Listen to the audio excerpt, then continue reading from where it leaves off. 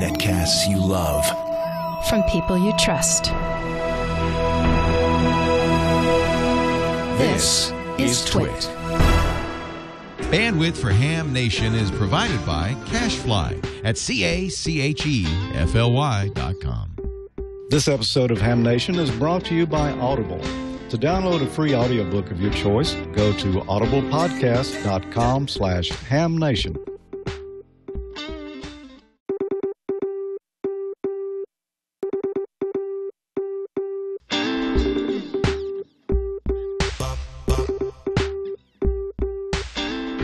This is Ham Nation, episode number 40 for March the 20th, 2012, from the Last Man Standing set and a Wind System demo. Welcome to Ham Nation. Gordo here, WB6NOA. Bob is taking a quick break doing a concert gig, and he'll be back next week. And we have an exciting program for you tonight. And just wait till you see all the stuff that's going to go on. And for our listeners only, you're going to hear more great radio sounds than you would believe. We are here with John Amodeo, NN6 Julian Alpha, at his studio, Last Man Standing. Well, John, where in the world did you ever get the idea to get Mike Baxter involved with ham radio on his great show? Well, thanks, Gordo. This is a lot of fun for us. When I first met Tim and we started talking about the show and his character, he's a bit of a survivalist and a hunter, camper, fisher. And I said, what about radio? And he said, oh, yeah, ham radio. My character would be a ham radio operator. So I had that in my past, and I reached back into my past and said, well, if we're going to put ham radio equipment on the set, perhaps we could make it real and make it practical, make it work. So we did that. We had, through the good graces of Ray Novak at ICOM, we got a little ham radio gear out here that was real. And Mix Vortec over at Comet sent us an antenna, and Bob Heil sent us a wonderful Heil microphone, hooked it all up, turned it all on, and showed it to Tim. And Tim, of course, a big smile on his face. He was very happy about that.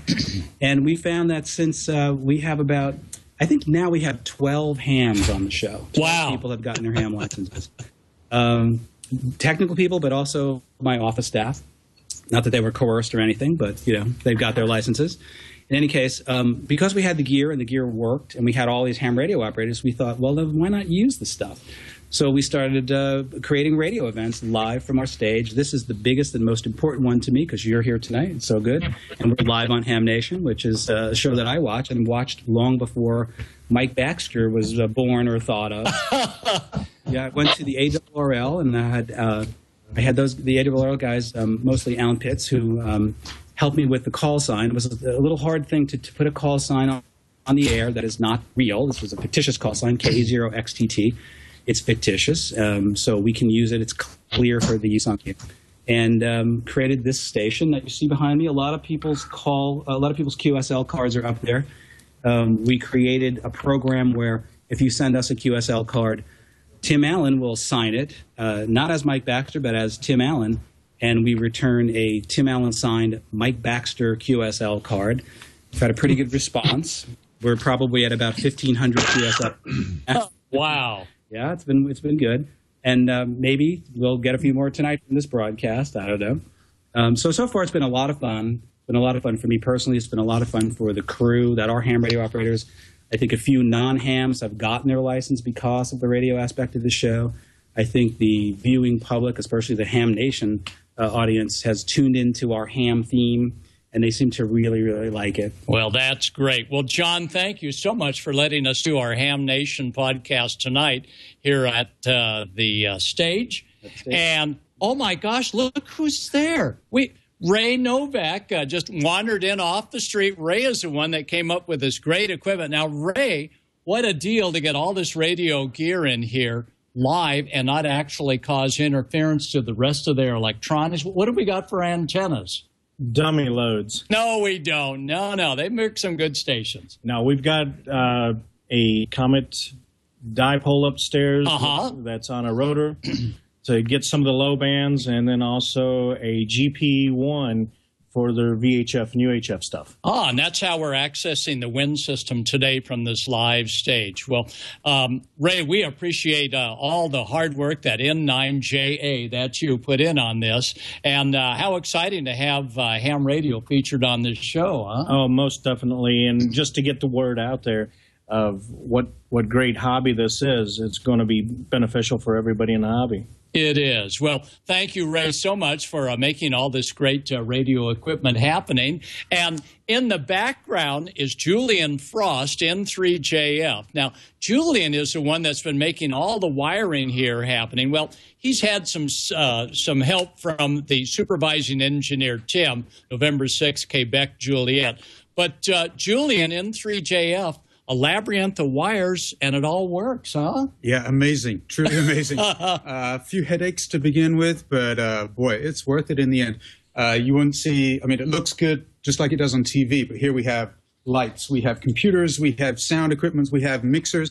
Tim, N6QJ loaned me this so that it's a frequency monitor there so that we can spectrum analyze it. Spectrum analyzer, look at this. Hey, Ham Bones, would you like to have that? This is going to be great, huh? A portable spectrum analyzer.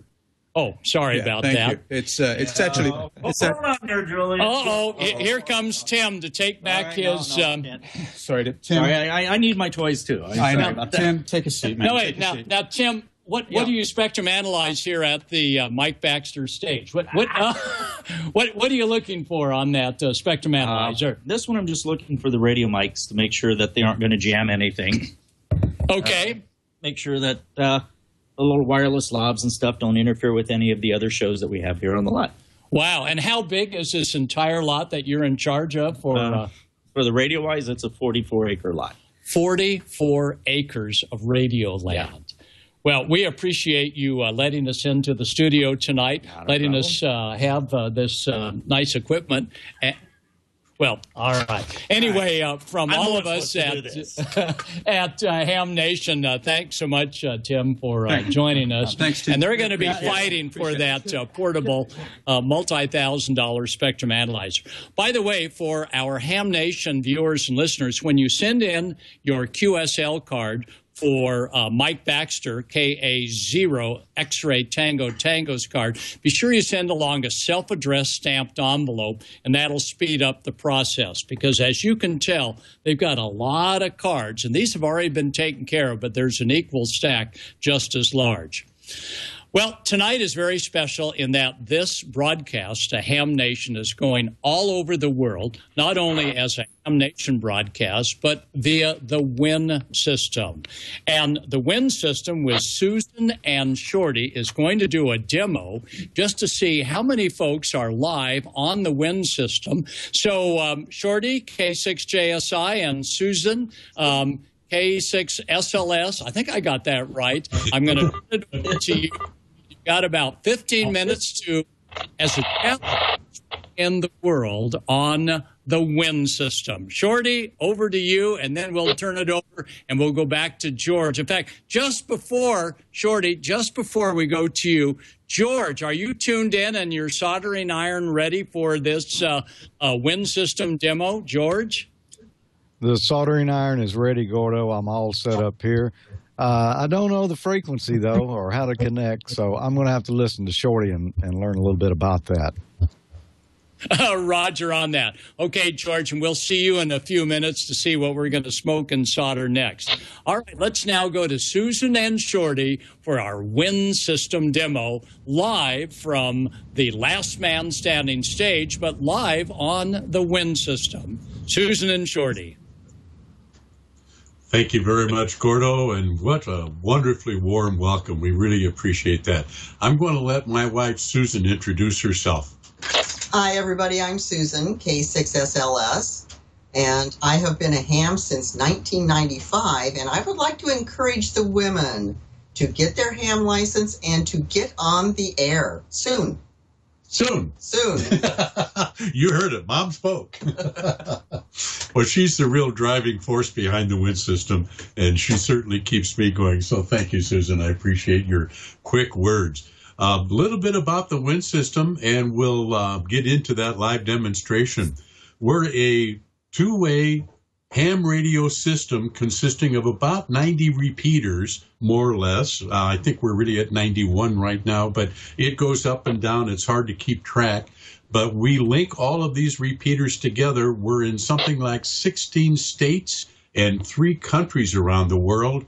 And we basically, it's a huge party line. Everyone that can talk into a repeater can be heard on all of the other repeaters. So it's just one giant party line.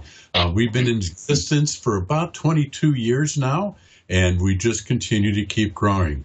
I'm actually talking to you live and direct from my home in Smith River, which is 5 miles south of the Oregon border. But I have a couple of Win System repeaters right here, and you can go to our website, winsystem.org, and you can find out more about the Win System. Click on the repeaters list, and that will give you an up-to-the-date listing of all of our repeaters. And we do something on the Win System called a Win System demonstration. And when somebody calls for that, what happens is that hams check in with their name, their call sign, and their location. And we're kind of doing a special Win System demo today so that we can get the 4 corners of the United States. Plus, I think we'll pick on somebody in the middle of the U.S. Then we're going to hit some states outside of the continental United States, because we've got radios in Alaska and in Hawaii. And then we're going to go to London, England, and talk to a cabbie there. We're going to go to Tokyo, Japan, and talk with Yo there. And then we're going to a couple of places in Australia, Melbourne and Sydney. And then we're going to kind of throw it open and let maybe whoever would like to check in, check in. So why don't we go ahead and give that a try and see how it works. And I'm just going to use my handheld radio here, and we'll see if we can do this. So this is Shorty, K6JSI in Smith River, and I'm calling a special Win System demonstration. This is going to be kind of a mini roll call where we're going to call some hams and ask them to check in. I'm going to start with the 4 corners of the U.S. So we're going to start with the southwest corner first, and that would be Steve, K6UFX in Oceanside. Hello, Shorty. This is Steve, K6UFX in beautiful San Diego County, Oceanside. And I'd like to welcome everybody to the Win System. And I also just like to throw a quick thank you to all of the volunteers that help me maintain the Southern California repeater system for the Win System, which comprises of about 28 repeaters and link radios from Fresno to the Mexican border. So I hope all of you enjoy this. So back to Shorty. Well, Steve is kind of humble, but when I moved out of San Diego 3 years ago, Steve took over the reins, and he's really been doing a marvelous job in Southern California.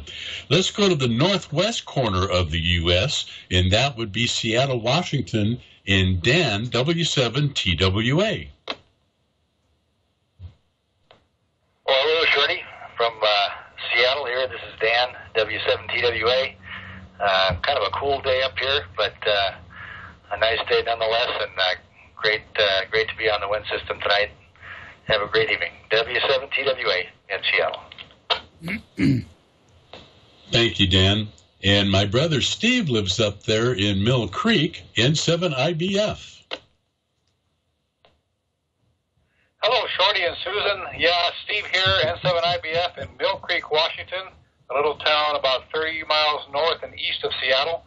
It's currently 46 degrees, got beautiful sunshine, blue skies with cloud, and that's unusual this time of year, even for the spring day. Thank you, Shorty. Thanks.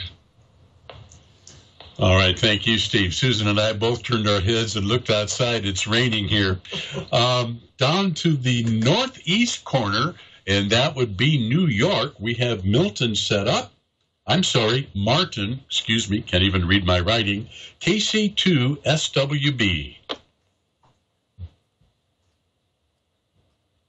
This is KC2SWB, Kilo Charlie 2, Sierra Whiskey Bravo. From Southampton, Long Island, New York. I'm located approximately 70 miles east of New York City. Good evening, Shorty. Good evening to those on the net.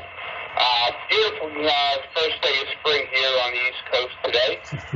Temperature is above the 70 degrees mark, and couldn't ask for a better day. Hope everybody else had the same. This is KC2 SWB, back to K6 JSI.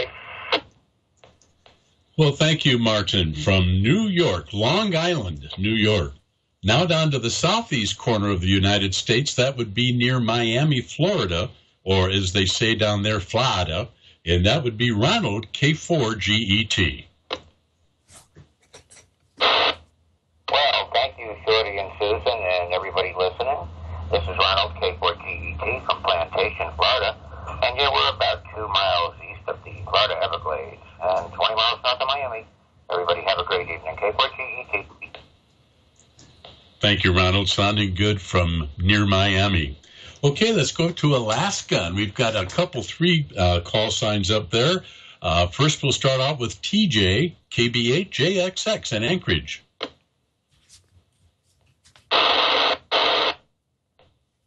We're 3.3 inches away from setting an all-season snowfall record, and I'm looking forward to it finally warming up. It's been unusually cold. We've been affiliated here in Anchorage with the wind system since, I think, 2002. That's about right. And we were repeater number 23, and we've loved it, being a part of the wind system for quite some time. Yep. And, yeah, it feels like family. So, KB8, JXX Anchorage. Well, thank you, TJ. It is family. And as you recall, when we did our Wind System Alaska cruise a few years ago, we had a very enjoyable extra few days stay with you guys, and that was a real joy. All right, a couple more. We've got Eric, KL3DO, in Fairbanks. Go ahead, Eric. Thank you.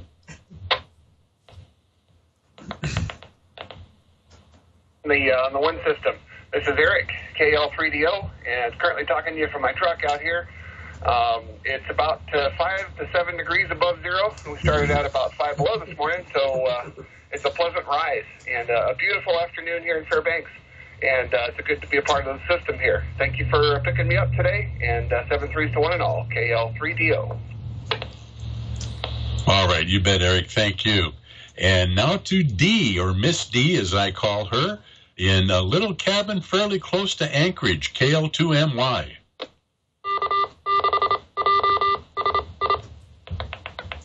Wish I was out at the cabin, but no, I'm in a parking lot surrounded by ravens today on a Kentucky. And we're getting real close to that other season there.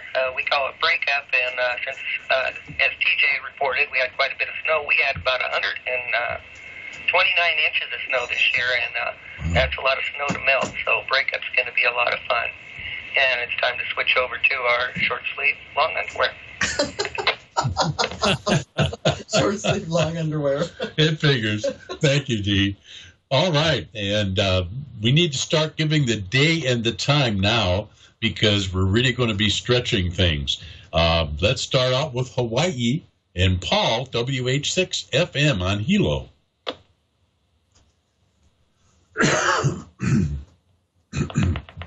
Good afternoon, Shorty. This is Paul, WH6FM, and we're located on the Big Island of Hawaii in a town called Hilo. We're the easternmost island in the Hawaiian archipelago. It's beautiful here today, about 80 degrees. It's just about 15 after 3 in the afternoon on Tuesday. I think it is Tuesday. Yeah, it's Tuesday. Been working too hard today, Shorty. Sure sounding good out there in Smith River. Thanks a lot for giving us a call, and we'll throw it back to you. WH6FM. And thank you, Paul, from Hilo, Hawaii. And I'd like to call Alden at ARRL headquarters in Newington, Connecticut, W1AGP.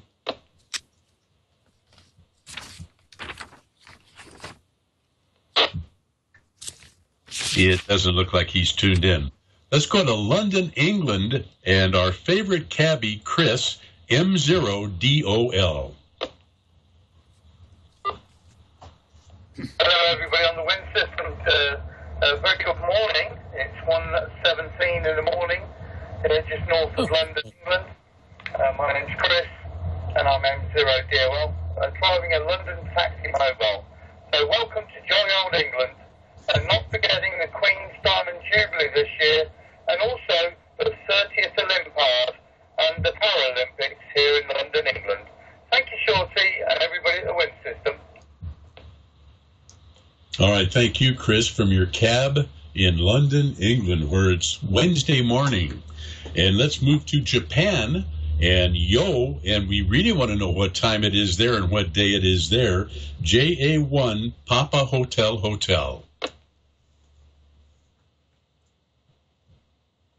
All righty then. Shirley, hello, Susan, and everybody on the net. Oh, this is JA1 PPH, Straight America 1 Papa Hotel. Name is Yo. They call me Tokyo Yo on the Wind System. Local time, no, here is 10:20 a.m. Wednesday morning. WX is fine and a little bit windy outside at the moment.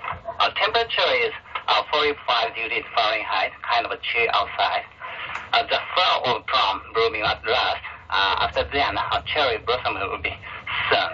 So, warm sunlight and beautiful scene will become soon in this area, Tokyo area. Thanks for the calling.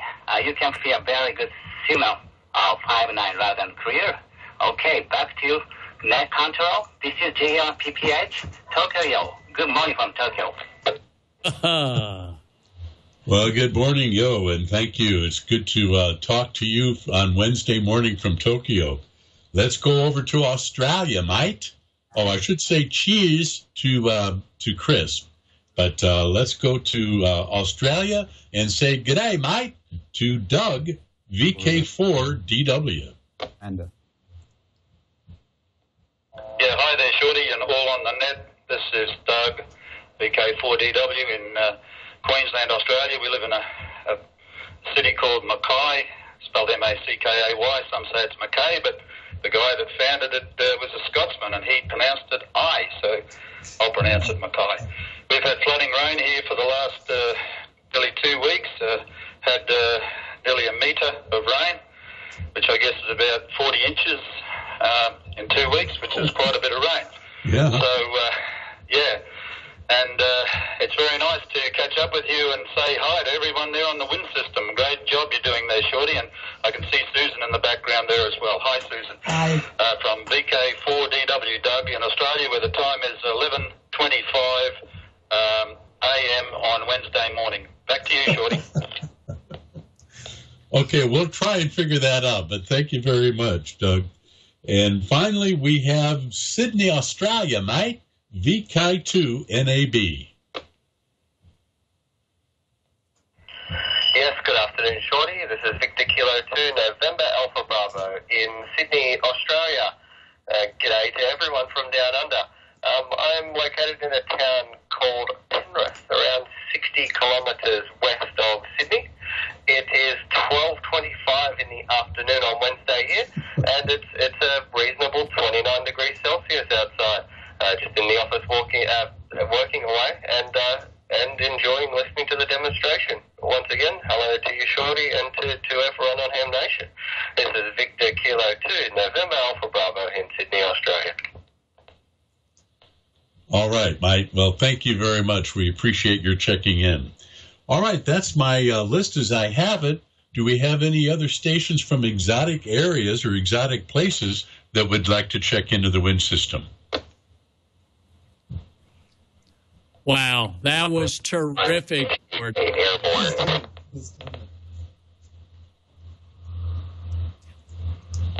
I'm sorry, I didn't get that. El Paso, Texas.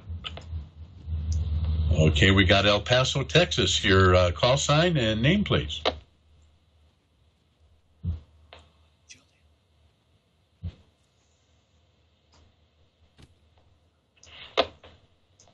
All right. I guess we'll forget about El Paso, Texas. Anyone else care to check into the Wind System demonstration tonight? I just want to say good evening.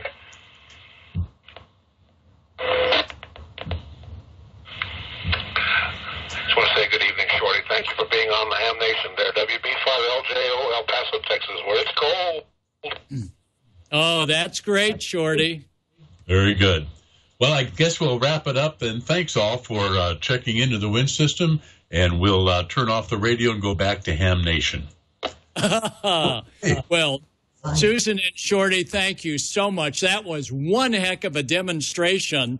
And let me tell you, with just a handheld, able to work the world. That slight delay when he unkeyed and before they started to talk was the ARRL connection.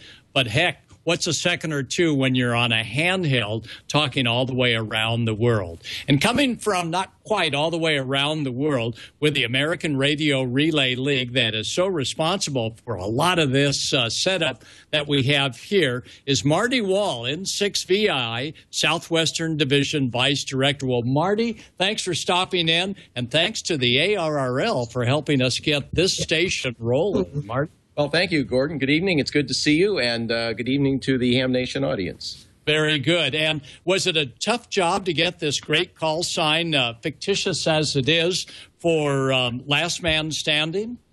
I've never tried that myself, but the folks at headquarters are very good at things like that when something needs doing, and I'm glad they were able to assist. Well, the American Radio Relay League constantly assists in so many matters, and we are so grateful that they're a part of ham radio and is constantly watching over our airways. Is that right? Well, indeed. The ARRL actually, in 2014, turns 100 years old. Wow. It is by far the largest and oldest of the amateur radio organizations around the world. Isn't that something? Well, we certainly encourage all of our Ham Nation listeners to be a member of the American Radio Relay League, get that monthly QST magazine, get access to ham radio equipment insurance, so when you amass all this gear, it's insured.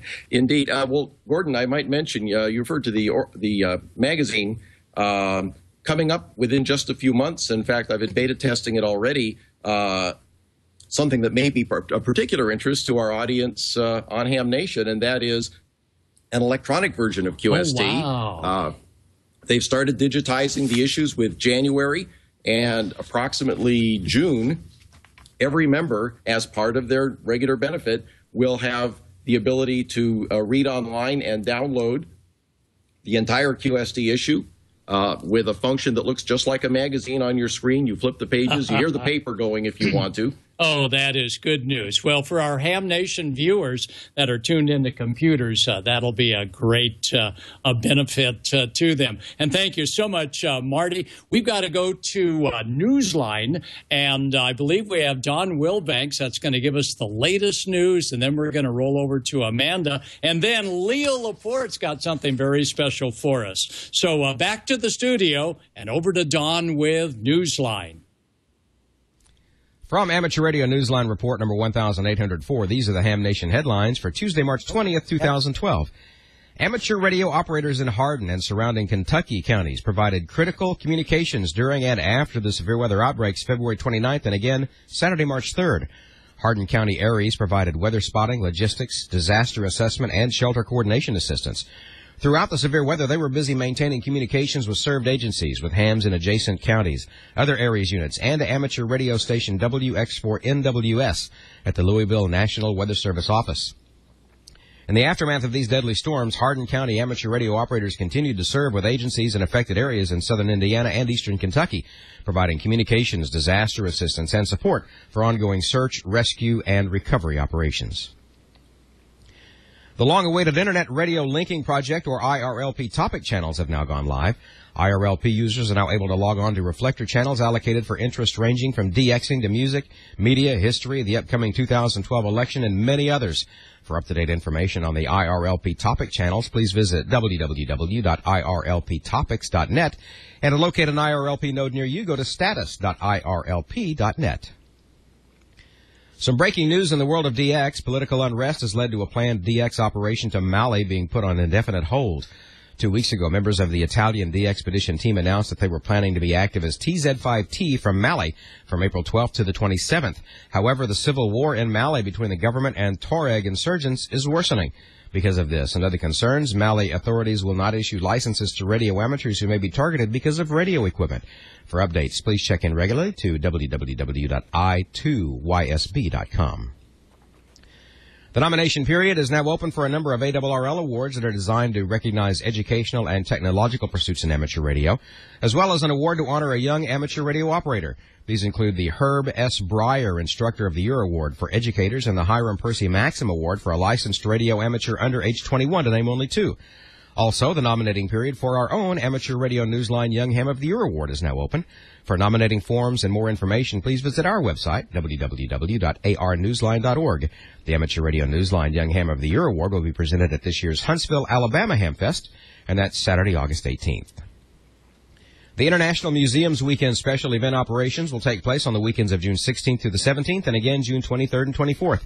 Radio amateurs are encouraged to participate in this event by setting up stations in their local museums. The International Museum's weekend organizer is Harry Bloomfield, M1BYT in Leeds in the UK. He asked that all those intending to take part in the event please register their museum operation at ukradioamateur.co.uk/IMW. This is not only a fun event, but one that permits you to showcase amateur radio to non-hams worldwide. And finally this week, a talk about improving audio on the ham radio bands given by Ham Nation host Bob Heil. K9EID has been posted online by M3XYP. Recorded at the United Kingdom 2011 National Hamfest, the video is in 5 parts, and you can find it at youtube.com. Just search for M3XYP, and you'll find it. That's all from Amateur Radio Newsline, your independent source for amateur radio news, brought to you each and every week for nearly 35 years at www.arnewsline.org. I'm Don Wilbanks, AE5DW73, and we'll see you next time here on Ham Nation. All right. Thanks, Don, and thanks for joining us at the Last Man Standing studio, where we're live and direct on Ham Nation. Now, let's go live and direct first with Amanda. Now, recall last week, Amanda had the little doodads that were green for St. Paddy's Day that were dancing around her head. So, Amanda, what do you have for us for Ham Tales tonight? Well, Gordo and everybody else watching, hello, first of all, and a great demonstration there on the wind system, by the way, you guys. Anyhow, you've heard of Flower Power. Now we're going to hear of Flower Tower. All right. About 7 years ago, I should start with his call sign. This is from November 3, Romeo, Oscar, Charlie. That's Jim Adams. And he says, about 7 years ago, I put up a 40-foot tower with a 2-element beam on top. It really was a beautiful sight, according to him, of course. But I was surprised to find out my wife did not agree with my assessment of beauty. So she said it looked like a big metal spider ready to eat our home. So she had an idea. She planted several morning glory plants at the base of the tower. They started climbing and twining up the tower, and only after 3 weeks, they reached 30 feet. Morning glories, 30 feet. All right. Then his wife said, "You're right. It is a beautiful thing." So there you go. That's to our Green Life Flower Tower. Now, I do have a friend that has tried to decorate his tower with his cats, but they don't stick around. So try the morning glories first, you guys. All right. Well, that's a good one, Amanda. And keep those ham tales coming. And Amanda, we hope that everybody, in fact, Amanda, how about telling our listeners and our viewers where to send their great ham tales? Thanks, Gordo. We want to have you send them to hamtales, and that's TAILS @live.com. And for next week, with tornado season coming, disasters, all that good stuff, I'd like to hear how you have helped your community in a disaster. So please send me those great stories. I'm sure they're going to be very heartening for all of us to hear. So I'd love to hear them, you guys. Send them in there. And thanks, Gordo, and hello to everybody out there. All right. Well, everyone, Amanda, on the stage here at Last Man Standing gives you a warm welcome from sunny Southern California. And yes, ham radio plays a very important part in tornado watches and mitigating some of the comms that get messed up when the big one hits, and providing communications when others are down. Well, let's now go to the main tech guy, Leo, W6TWT, that brings this Ham Nation to you for this very special announcement. Leo? Oh, hey, guys. Sorry, I didn't mean to interrupt the Ham Nation. And I'm sorry I'm not here tonight. I'd love to be. It's so cool that you're on the TV show set, Gordo. Man, I want to come down and watch. But right now I want to talk a little bit about Audible.com. Audible. Yes, you guys have a commercial. Wow. Audible has been one of our sponsors for, oh, golly, 4 years? Because it all started, I have to say, I'll take credit for it, because I was an Audible customer in the year 2000. So what is Audible? Audible is the ultimate audio bookstore. If you go to audible.com, you could take a look at over 100,000 books. I'm pulling it up right now here. Over 100,000 books, fiction, nonfiction, bestsellers, classics, youth fiction for little kids and young adults. For instance, The Hunger Games, it's coming out in a few days, right? Well, you got to read it. You got to read it. So get it from audible.com. And the nice thing is, they'll read it to you. In fact, it's more than your mommy reading to you. I mean, they hire the best Broadway actors, the most professional readers who bring a book to life. These are not readings, they're performances. And that's one of the reasons I love Audible. In fact, I'll be honest, when a new book comes out, I look on Audible first because that's my preferred format.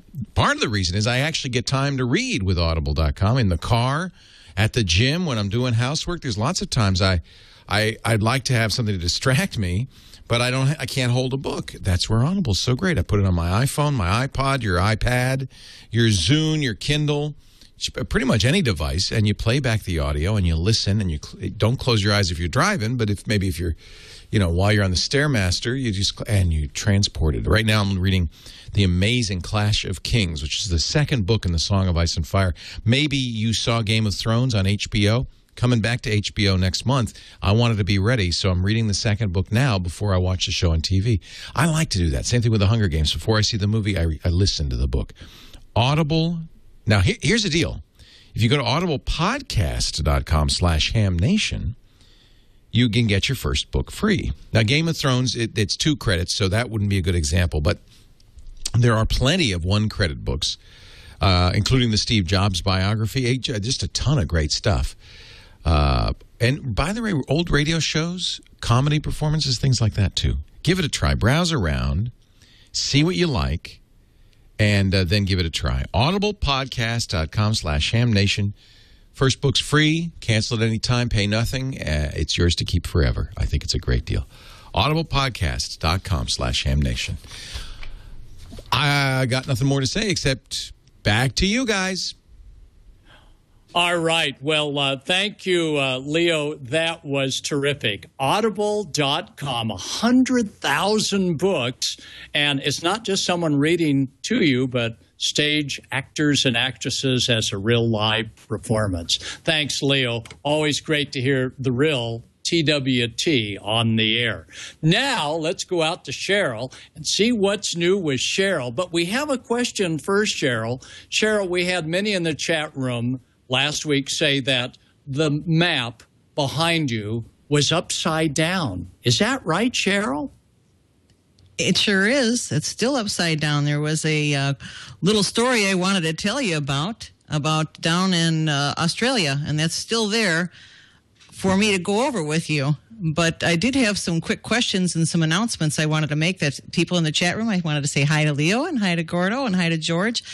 Thank you very much for that information, Leo, about Audible. That was very, very interesting. Gordo, basically, there was a quick one for you about that Audible. I wanted to follow up with you, if I may. They asked you if you are on Audible. They know that you have your own audiobooks, but are your books also available through audible.com? No, the Gordo books have not yet risen to that stature, but maybe if I get a deep voice like Leo, I'll be able to maybe bluff my way through. But nope, still got to get them through the regular ham channels. Okay. I did want to say hi to KE5 AKC in Houston, Texas tonight. Hi. And also there's going to be a net, and they asked me to announce it in the chat room on 7.268 megahertz. It's a 40-meter net after the show. And please come in if you have 75-meter capability and say hi on 3850 plus or minus 3 kilohertz. And I'd love to chat with you too. So I wanted to mention a question about D-Star someone had in the chat room tonight. It says, they asked, do hams feel that D-Star is a threat to the linking systems, or is it complementary and just a different technology? And that's from RFOUST, writes to us through the chat room. Okay, well, that's such a good question. Let me go to Ray. Ray, what do you think? I don't think D-Star's a threat to that. Do you? What do you think? Well, I bet many years ago when the guys came up with CW, the Spark guys went, oh, that darn CW is just going to ruin the ham bands. And I'm not old enough to have heard it happen for AM and single sideband, but it's going to be just another mode. People are going to support and enjoy whatever they want to do, and it's all just in fun. Absolutely. And for emergency comms that Amanda and Cheryl have been talking about, boy, let me tell you, D-Star really makes a difference, huh? It's one of the tools that you can use for emergency communications, for voice or data, simplex, through the repeater, through the internet. It just really depends on how you want to use it. And, you know, the radios do analog as well, so you don't have to just do D-Star all the time, right? No, not at all. Great. Well, thanks, Ray, for... Oh, I guess I better get this back to you. Wait a minute, you've got one. I sure do. All right. Well, that was good. All right, Cheryl, how about one more brain buster, and then we're going to go over to George and do a little smoke and solder. Cheryl, back to you. Certainly. Thanks, Gordo. I have a question for you. How should you announce your call sign when away from your home state or country? Was one of the viewers. It wasn't from this week, but it was a good question, and I thought it would be something that you could expound on for us. Thanks. Well, what I do is when I'm traveling, in fact, next weekend, not this coming one, but weekend after this coming weekend, we'll be at the AES store in Milwaukee. Is that right? Yeah, Milwaukee, Wisconsin. And I usually just give my call sign and I just say the state. Sometimes I don't even remember what number district I'm in, so I'll just say Portable, Milwaukee. Portable, New York. Now, for those going overseas, we recommend first work with the American Radio Relay League because they've got a staff person that can assist you in coming up with the right paperwork so you can use your equipment overseas. And I usually say my call sign, Portable, and then that country's prefix. And but be sure that you go with what the ARRL recommends when we're operating in a foreign country. But here locally, I always enjoy just saying the fair, fine state that I'm in, WB6NOA Portable, Southern California. Back to you, Cheryl. Great. And I do have one more question that someone wanted to know. They have to try D-Star, and they asked, do you have a rig suggestion that they might try? They weren't specific as to handy-talkie or base or mobile. What would be a good starter rig for D-Star without having to necessarily be a dual receive capable radio? Oh, you know, I think everybody should have one of these great 9100s, right, Ray? Or what do you recommend for someone wanting to start out with D-Star? It really depends on what they have in their area. If they're lucky enough to have a D-Star repeater that's in the area, find out what frequency. There's some that are 2 meters, 440. I know Julian a few weeks ago unveiled his ID31. I love that. Here we go. My baby. This is my baby. Right here. No, you can't have it.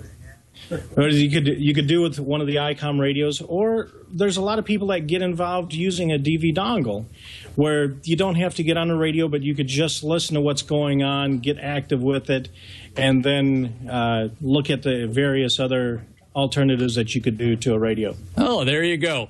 Well, Cheryl, those were some great questions from the chat room. I'll let you say goodbye, and then we're going to go over to George and see what he's smoking with his solder today. Cheryl, back to you for a final.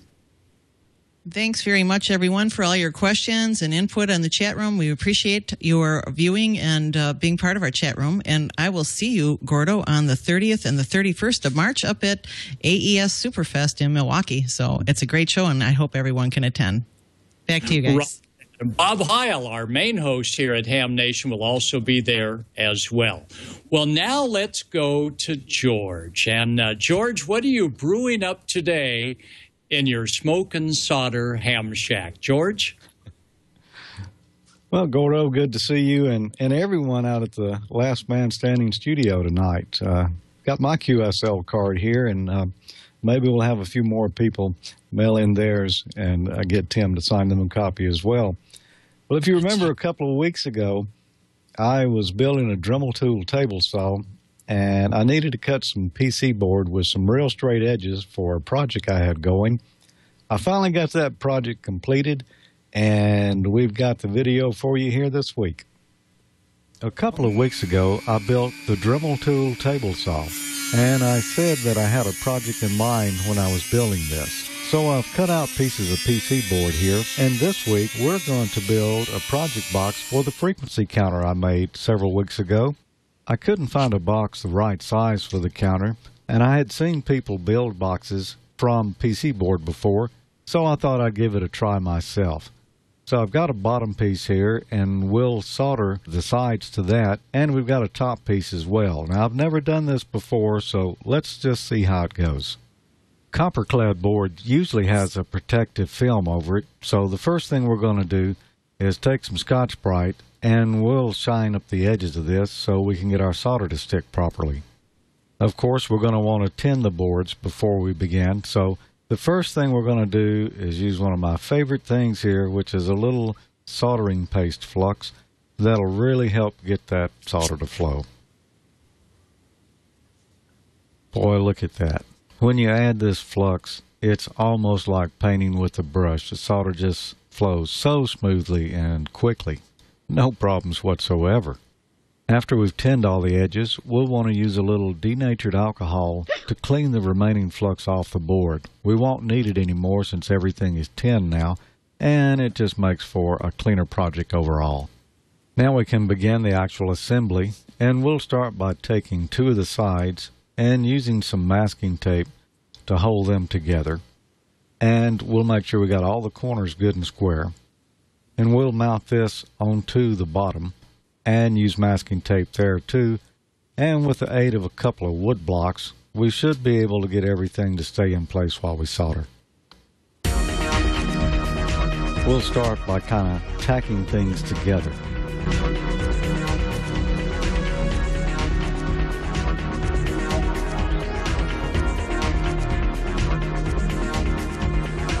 Not quite square.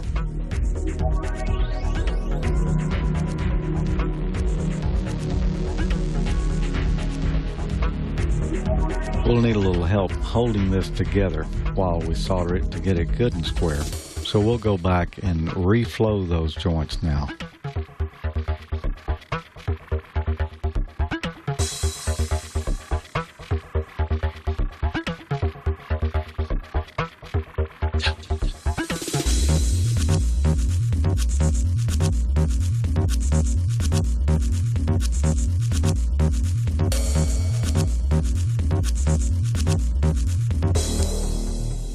We've got the basic box built now. Let's see if our lid fits on square, and it looks like it does.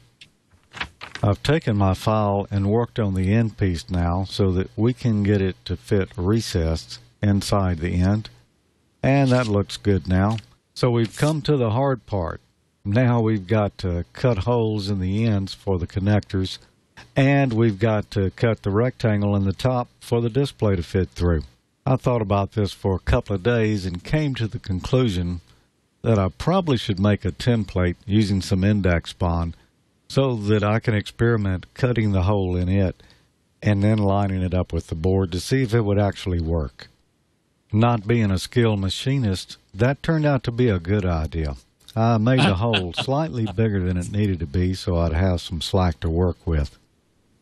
So now I'll use the template to mark on the board where we actually need to cut the hole. I loosened the screw on the end of the Dremel tool next to the blade so that I could raise the blade up, allowing me to slide the PC board under there because I can't start cutting from the edge. I've got to start cutting in the middle. And so I line it up to where it's perfectly in line here, and then I can begin sawing, and I'll make a slit right in the center. I'll push down on the screw now to force the blade into the PC board and cut that initial slit. So we've got that done now, so we'll need to tighten back up the nut to set the blade depth down into the board. Now I'll carefully cut the remaining part of the line, paying particular attention that I don't go past the end mark there and cut into the board in a part that we wanted to save.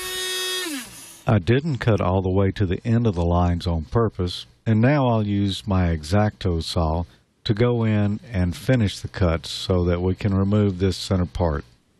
The cut didn't come out perfect, so I'll use a file to go in and take off the rough edges and make all the corners square. It looks like we had good results, and the top will fit right over the display now, and there's about the amount of slack in there that I had planned to include. Since the template idea worked out so good for cutting the hole in the top for the display, I decided to make another one for the side for cutting the holes for the connectors and switch. Now we've got the holes cut in that template, and they look pretty good, so we'll take it and mark it on our end piece. And then I'll use this little drill press that came from Jamico to drill a tiny pilot hole, and I want to make sure that it goes straight and exactly where I want it. After that, we'll move to a larger size drill bit, make the holes a little larger, and finally I'll take the unibit and trim the holes to the exact size that I want. I'll also use the X-Acto knife to trim the holes a little, and I believe I've got them exactly where they need to be now, and the switch even works. I need some way to mount all this to the case, so I'm going to use these little brass standoffs that are normally used with a computer motherboard. I'll solder those, after tinning them of course, and we'll put them on the board exactly where they need to be. I've soldered the end piece to the top now, and that's ready to go, so we're ready for final assembly.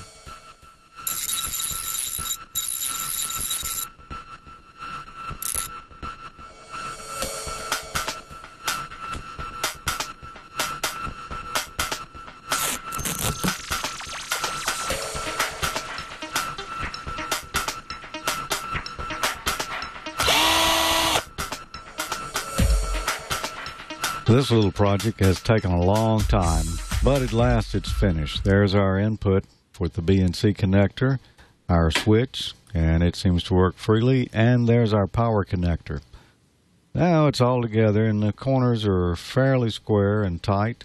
I did leave a little gap there at the bottom, but that's not a problem.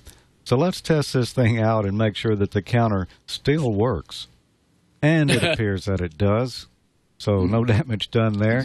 Now, we could improve this project by putting some labeling on here as to what everything is, and I might do that in the future. Also, we should put some kind of protective finish over here because the copper will eventually corrode. You could sand it down, paint it, or do whatever you want. But all in all, it took a long time, but that was a fun project.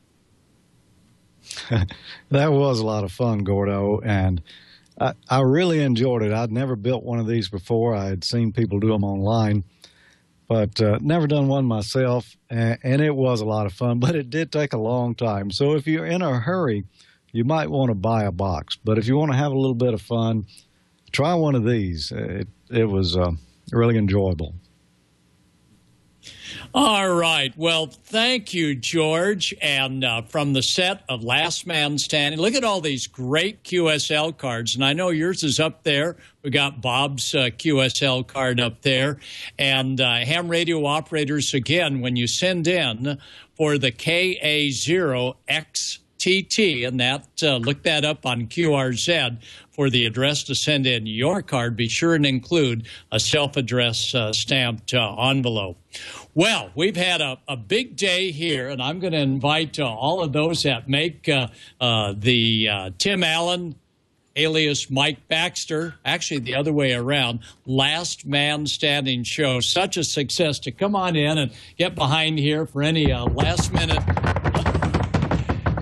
They're just messing with me, folks. Hey, hey, Gordo. Yeah. Wow. Hey, look what I found. Look what I found, man. Oh, wow. Catch him. They're making off with the probably $5,000 to $10,000 spectrum analyzer. Say bye. And, say bye-bye. And Marty's got it. So you never know what's going to happen on the set of Last Man Standing. So let me see which of the girls may still be up for a final goodbye. We've got about 6 minutes. Bob is on tour. George, that was a great presentation. You let no smoke out of the frequency counter, so that was a success. The stage crew, as well as John Amodeo, NN6JA, who is the manager of the entire operation tonight. And he is the one that is making this show happen. They're all out there fighting over that great spectrum analyzer. So let me see if we still have Cheryl with us for a final goodbye. And yes, Cheryl, over to you for a final. You've got about a minute.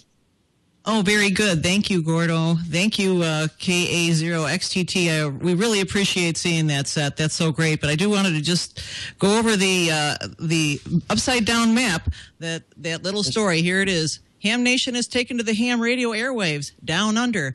This with word from Ed Durant, VK2 ARRL, that he has secured permission from TWiT.tv to replay his weekly show over the VK2 RTG fast scan amateur television repeater that serves the central coast of New South Wales, Australia. That's why my map is upside down. According to Durant, planned videocasts happen twice weekly. Monday is when the repeater carries the latest Ham Nation. Tuesdays is miscellaneous ham radio video night that can run anywhere from 1 to 2 hours.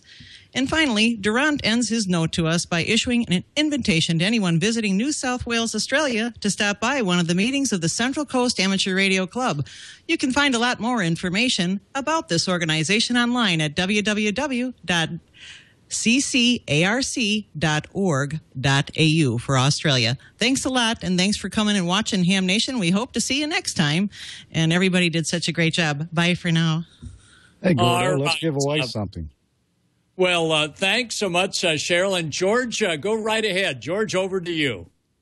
Well, you know, last week we had a question for a contest. If you were stranded on a desert isle and you had 2 rigs, a 100-watt HF rig and a 50-watt VHF rig, and you had 100 feet of each, RG8 coax, the larger stuff, RG58, the smaller stuff, what would you run to each rig? And we had a lot of participation in that contest. A few got it wrong because it was sort of a trick question. But our winner for this week is Paul, K9PLG, and he said the best coax to use for HF would be the RG58, the smaller stuff, which, you know, you might not think because, you know, you're going to be running more power through it. But he said the RG8 will work better for the VHF because there's less loss in it at higher frequencies. So thanks, Paul, for participating in the contest and winning. And we're going to give you a copy of The Artful Solderer by Lee Tingler, a nice little book here that's got some fun stories and tips for soldering. And for next week's contest, if you were watching Shorty on the Wind System earlier, there was a large refrigerator box-sized item behind him. What was that? Just mail in your answers to hamnationcontest@gmail.com, and we'll choose another winner for next week, and that person will win an MFJ 24-hour clock. You only need a 24-hour clock if you're a ham, don't you, Gordo? You do, and that'll be a great addition. Now, Julian is beaming up at the antenna that helped us make some of these contacts, not only tonight, but here at the Last Man Standing stage. And, boy, what a great deal to be able to have all this gear live. But, you know, what a special night. Susan and Shorty, to be able to pull off what your team members pulled off as a demonstration, not only around the country, but around the world, one after another, just using a handheld transceiver, we were very impressed. So I encourage all of you, if you've not seen or read about the WIN system, take a look, winsystem.org. This is the love of Susan and Shorty. Believe me, they're not making a cent. They're probably spending a lot more money than we even think about just keeping all of these hundreds of repeaters and repeater operators humming with a great interconnect. So thanks so much, Susan and Shorty, for showing us that as a brand new ham, you can literally work the world on a handheld as a member of the WIN system. So from Ham Nation, from the studio, here at Last Man Standing. We'd like to thank you all for tuning in. I'd like to thank Tim Allen, that is Mike Baxter, for this wonderful shirt that I'm wearing tonight, and Very 73 to all of you.